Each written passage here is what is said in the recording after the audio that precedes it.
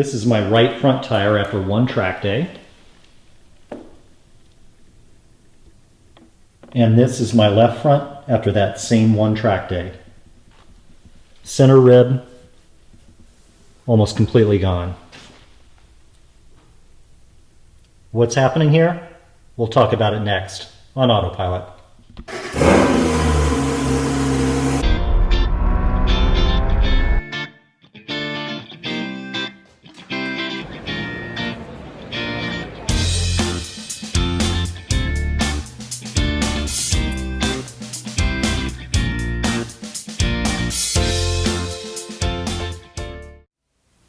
Many GT4 owners who regularly track their cars have downsized from the stock 20-inch wheel and tire setup to a 19-inch setup for a number of reasons. First, there's a wider variety of tires available in the 19-inch size, wider variety of track-appropriate tires, including the ability to run Hoosiers. Also, a 19-inch setup for wheels and tires tends to be a little bit lighter weight than 20-inch, and also 19-inch tires are generally cheaper than 20-inch tires, which is important when you're having to change them quite frequently from track use.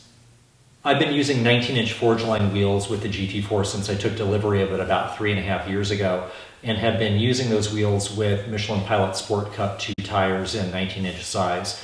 I don't trailer the car to the track, I drive it to the track, so I need a tire that offers good track grip but still is safe to drive on the street. And the Pilot Sport Cup2 has been great for that because it is very grippy on the track, but it's still safe to drive on the street and in the rain if necessary.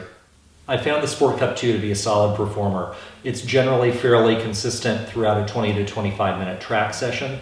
Like most high-performance tires used on the track, though, it needs to be in a certain range of targeted hot pressures.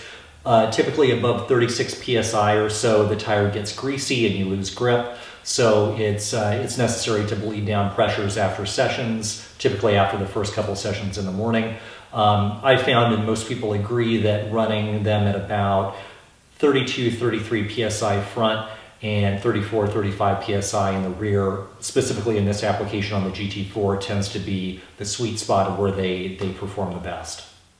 Longevity for this tire and any other tire used on the track depends on a number of factors, including the particular track layout, whether there's a balance of left versus right-hand turns, and also the quality of the track surface, whether it's rough or smoother, and also the particular driver, whether they're driving fast and hard in one of the more advanced groups or at a slower pace. I tend to run at Lime Rock and Watkins Glen mainly, which are my two local tracks, and I run in the advanced group with most of the track organizations that I run with. I found that I typically get about 4 days out of the Sport Cup 2s, and I can generally get an additional day if I'm careful about swapping or flipping the left-hand side tires to the right-hand side and vice versa to even out wear. Recently, it's become more difficult for me to find the particular rear tire size that I use for my car, 295/30/19 in the Sport Cup 2. Inventory at Tire Rack for that particular size has been spotty recently, so I've started to consider other track tires to use.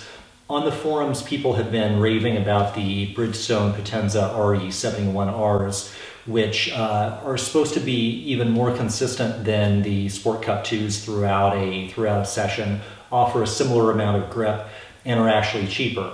They come in the stock 20-inch size, the Potenzas do, the stock 20-inch size for the GT4.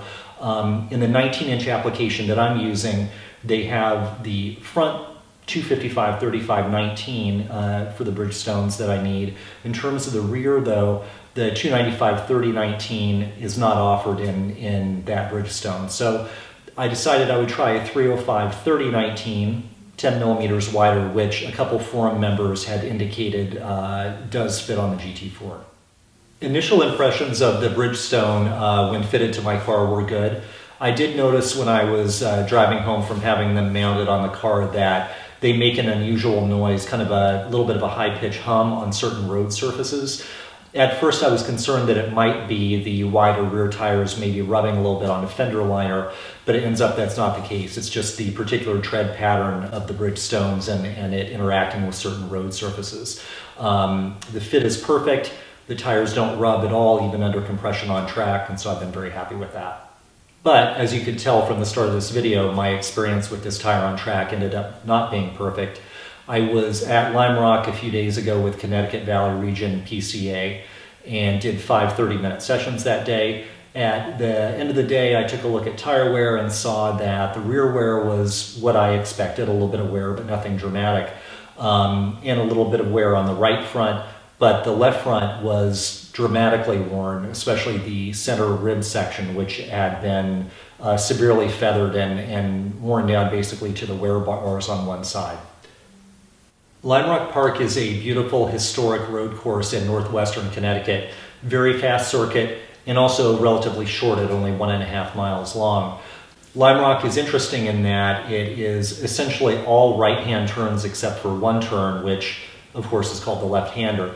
But because of that particular layout, it obviously puts a lot more wear and stress on the left-sided tires as opposed to the right-sided tires.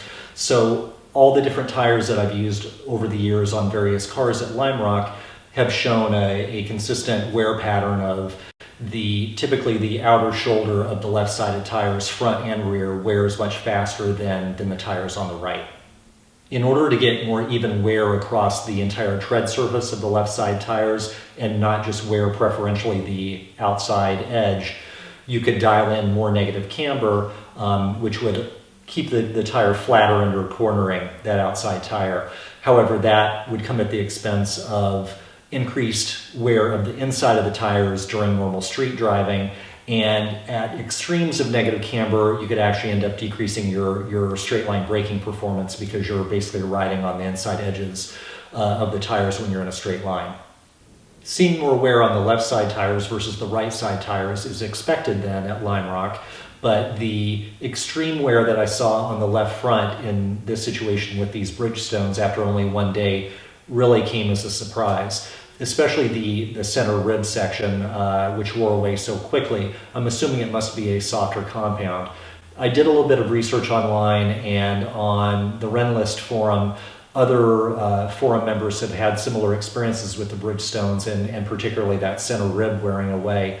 I think that my experience was probably a little bit more extreme, just because I was at Lime Rock, and again, it's almost all right-hand turn, so I was seeing a lot of wear on the left side. Now, why it happened so much to the left front as opposed to the left rear, I'm assuming has to do with, again, a couple of the aspects of the layout of Lime Rock. The turn 1-2 complex known as Big Bend, you can get some understeer or push through there, which is going to put a lot of stress on that left front tire. And then the 2 turns known as the uphill and the downhill also put a lot of stress on the left front tire because they're obviously right-hand turns, and they're relying on suspension compression to assist in you getting the turn completed. So what now? The Michelin Pilot Sport Cup2s are asymmetric, meaning that the tread pattern on the outside of the tire is different from the tread pattern on the inside of the tire, but they're not directional. So they can be moved from the right side to the left side of the car and vice versa. It doesn't matter what direction you run them in because, again, they're not directional. That's very helpful to even out tire wear, especially at a place like Lime Rock where you're seeing a lot more left-sided wear. However, with these Bridgestones, they are symmetric, so the tread pattern is the same on the inside and outside of the tread face. However, they are directional. So to try to move the right-sided tires over to the left-sided tires, to move them to the left-sided position, you'd end up running them backwards in terms of the tread pattern. Now, I've read that at least under dry conditions, it really doesn't make any kind of difference in terms of grip. You still get the same amount of grip on a dry track if you're running them backwards. However, the problem you run into is that tread pattern is designed for water evacuation, so if you were to run into rain or wet conditions, you'd be in trouble. So I could try that. I could move the right-sided tires to the left side and hope for no rain and probably get another day's use out of the front tires in that way. Or I could go to the expense of having the right-sided tires mounted on the left-sided wheels so that they're actually now moved to the other side but running in the correct direction in terms of tread pattern. Again, I'll probably only get another day use out of the fronts. really what I'll probably end up doing is just moving back to the Pilot Sport Cup2s, especially now that I know that the rear size 305/3019 fits this car without a problem. Then inventory is not going to be an issue with the 295s and the Michelins, because I know with confidence that I could run them in the 305s and don't have to stay with the 295/3019s for the Pilot Sport Cup2s. My advice then regarding the Potenza RE71Rs, if you're interested in trying them on track, consider what tracks you'll most likely be running at. If there are places like Watkins Glen or VIR or some of the West Coast tracks that have a more even distribution of left and right-handed turns, you'll probably see more use out of them than I got.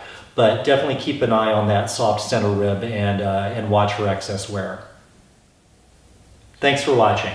As always, comments are welcome, just leave them below. I like to hear what you all are thinking. And if you found this video interesting or helpful, go ahead and hit subscribe and also hit the notification bell to be made aware of new videos coming soon. See you next time.